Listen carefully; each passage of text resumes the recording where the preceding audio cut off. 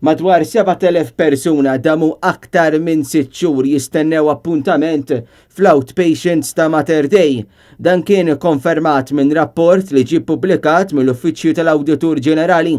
Kien il-management tal-Mater Dei illi fassal fuq stess il-mira ta' 26 ġimgħa li kellu jkun il-massimu biex jingħata appuntament.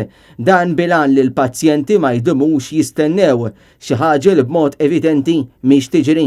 Anzi f'xi każi il-waiting list fl-isptar tant twalu li l-istennija l-appuntament qed tidla sa sena u anki sa sena u nofs biex jarawk l-ewwel darba fl-outpatients. Skont l-NAO l-aktar persuni affettwati huma dawk li qed jistennew appuntament fl-outpatients għad-diabete, għall-klinika tal-uroloġija u għall-appuntamenti fejn jidħlu problemi fl-imsaren. Mir-rapport li kien preżenta l-NAO f'Novembru tal-2017, it-tmexxija ta' Mater Dei implementat biss 3 minn 16 il-rakkomandazzjoni. Fost l-oħrajn Mater Dei għadu lanqas biss implementa l-introduzzjoni ta' Key Performance Indicators biex jitnaqqas iż-żmien ta' stennija.